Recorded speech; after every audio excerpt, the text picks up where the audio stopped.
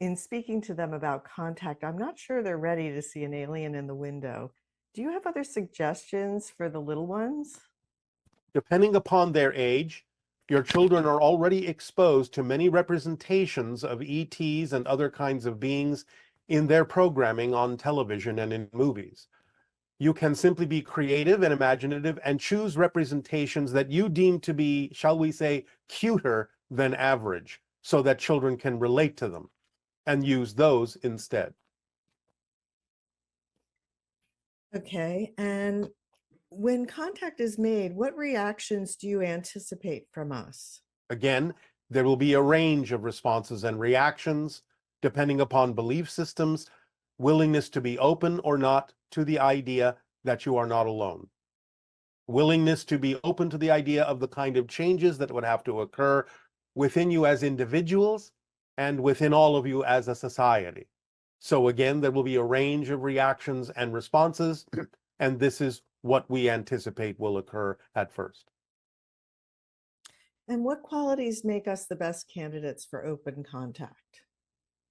Love, peace, creativity, imagination, and a willingness to be your true selves, a willingness to raise your vibration, a willingness to expand your consciousness, a willingness to connect to all that is in a variety of ways. And could you tell me more about the sanctuaries you speak of? You mentioned people will be led to them by synchronicity. Could someone like myself prepare a space or the sanctuaries and set them aside? Can I be put on the list? Again, people will be creating these sanctuaries through synchronistic opportunities, whether you yourself are involved in the creation of one or simply allowing synchronicity to lead you eventually to those that have been created by humans on your planet. It doesn't really matter. It is up to you to follow your passion as to whether or not you are actually finding a space and creating a sanctuary or being open to being attracted to a sanctuary once they exist.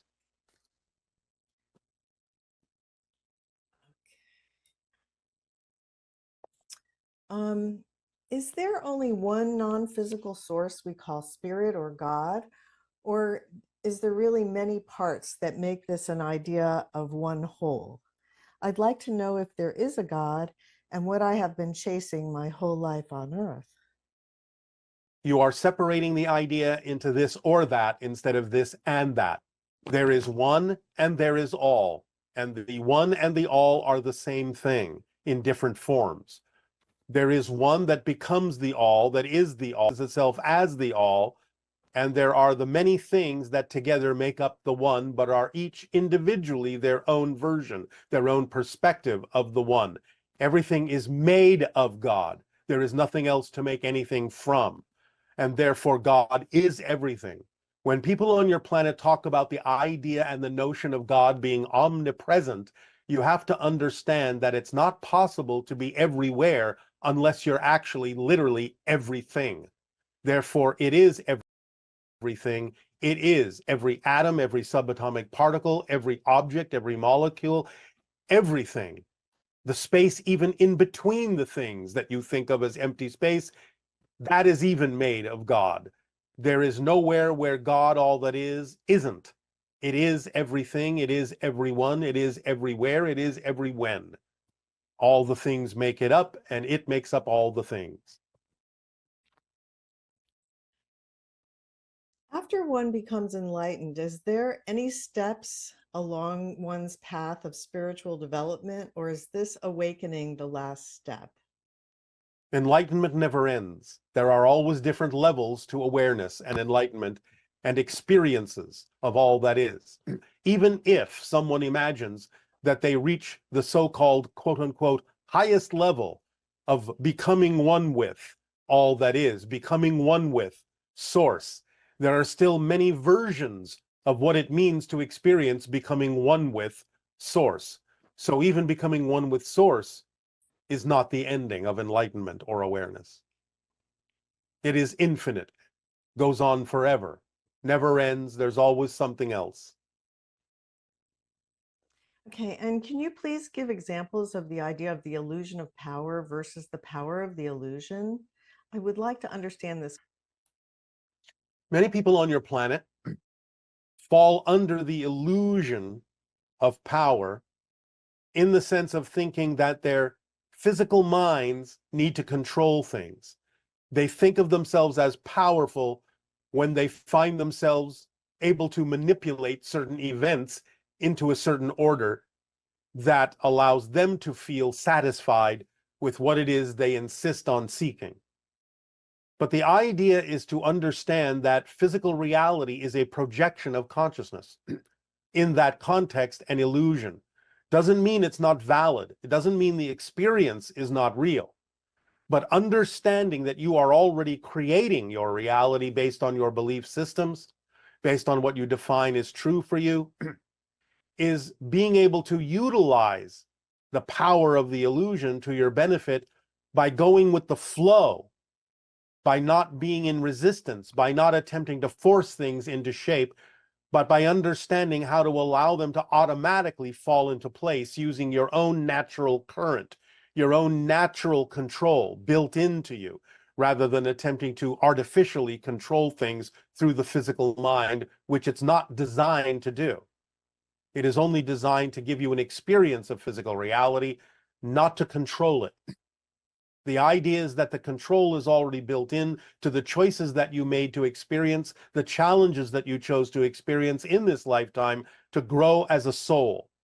So allowing the idea of the agreements you made to simply unfold in perfect timing and to respond to them in a positive way, acting on your passion, following the formula, going with the flow, not resisting the natural current that you are, is the way to use the power of the illusion that's already built into it, instead of falling under the illusion that you are powerful by exercising your physical mind to control everything, which is exactly the opposite of being in control.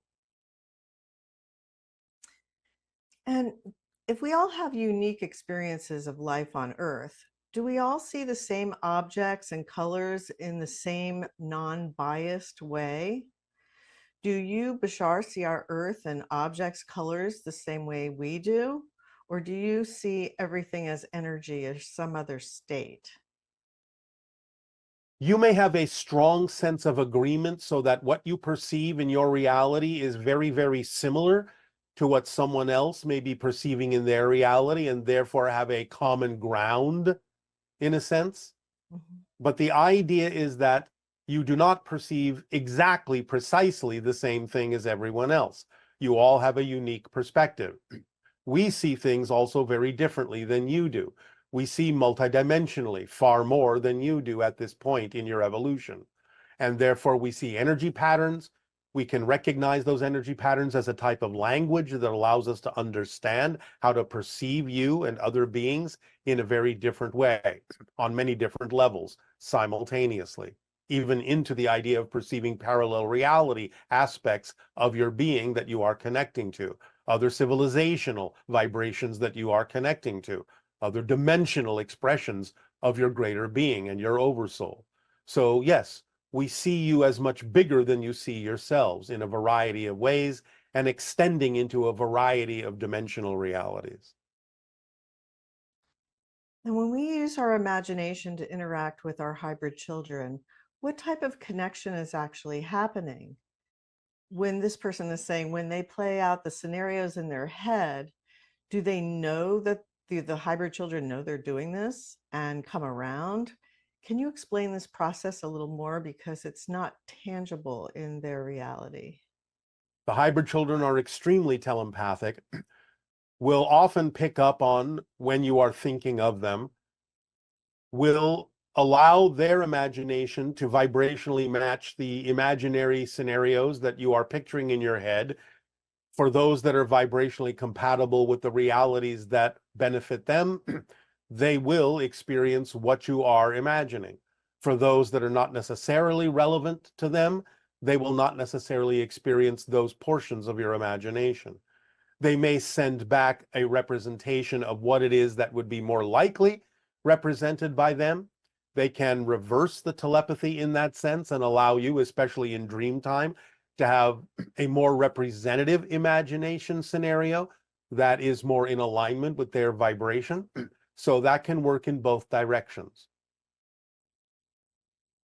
And you stated in a session that new children on Earth are coming through upgraded in a way that they will be able to remember the connection much faster. Yes. Please tell me the age range of these particular upgraded children. Generally speaking, most of them are in their 20s at this point, although new ones are being born all the time, and therefore there's a large age range below 20 years of age.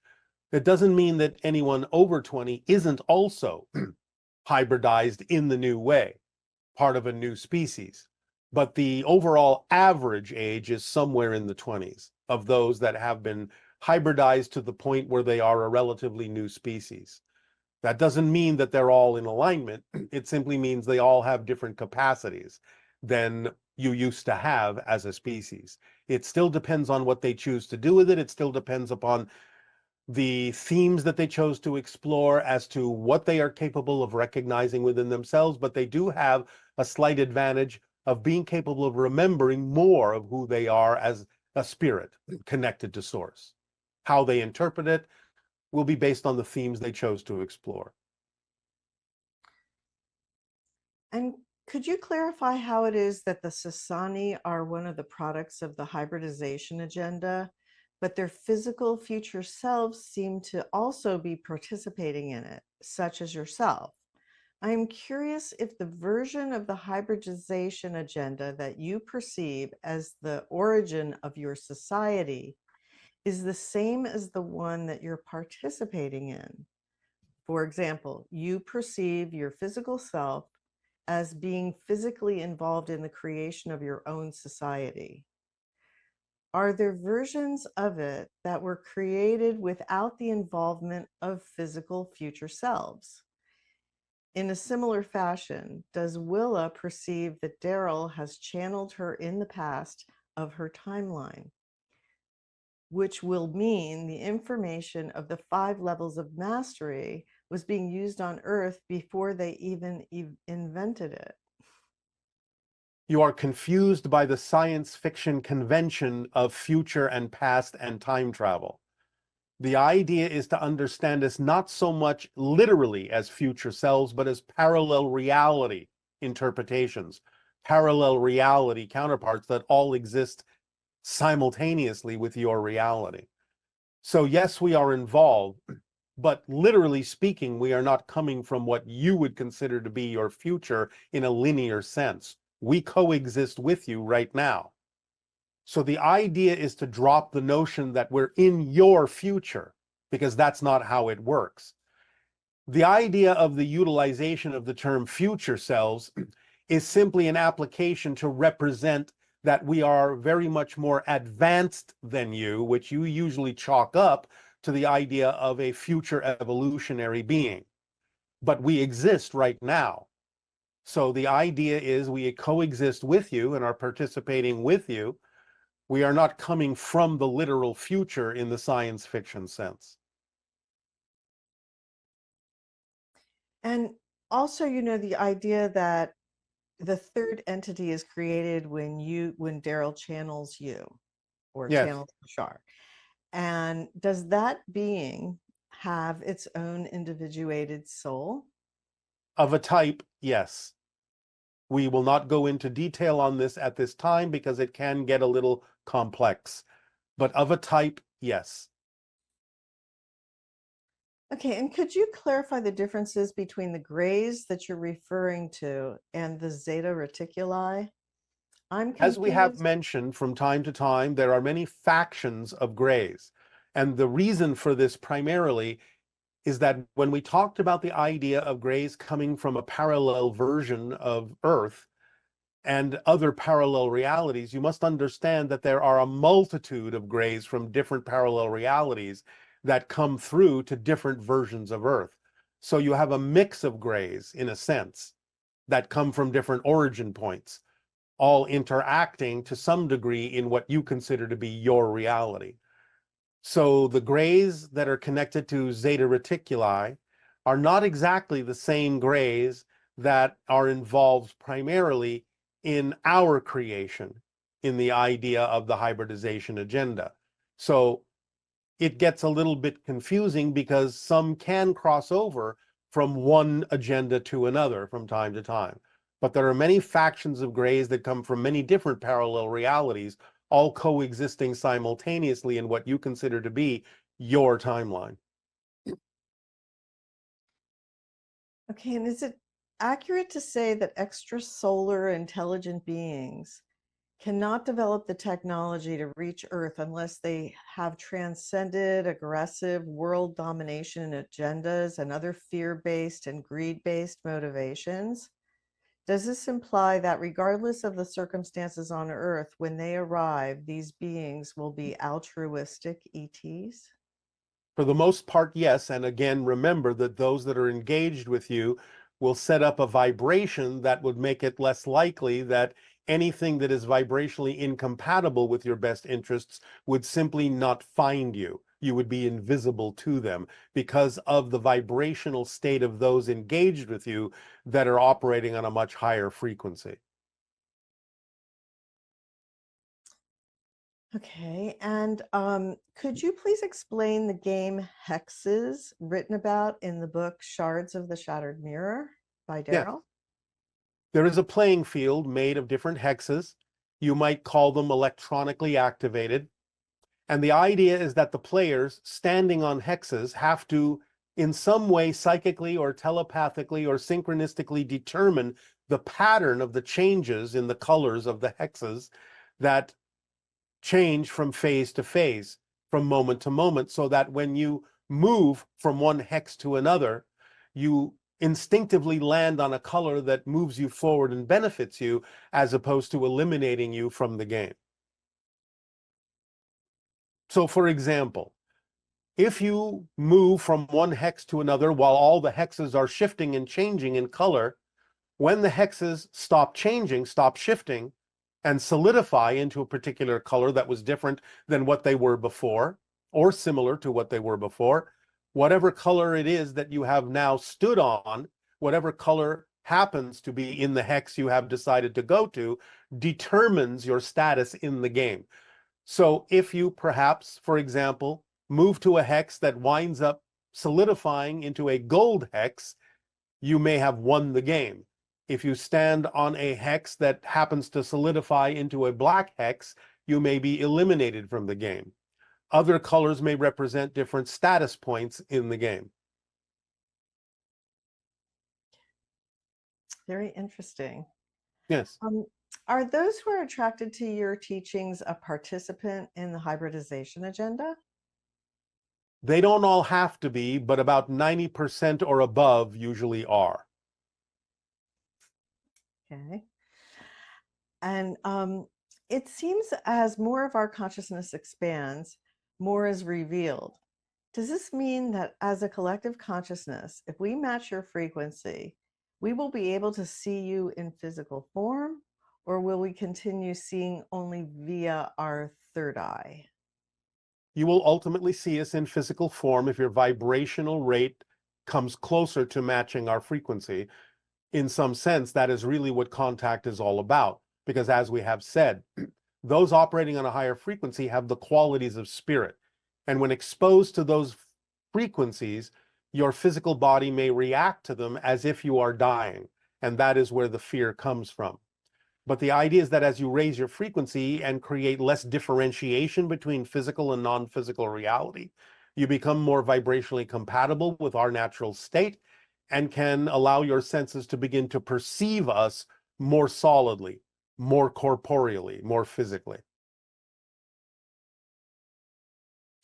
And this person asks, saying that they 2 days ago meditated and asked to travel with a UFO, and then read in the media the day after that a UFO was observed in the same area of in Norway. Yes, Is there any link? yes.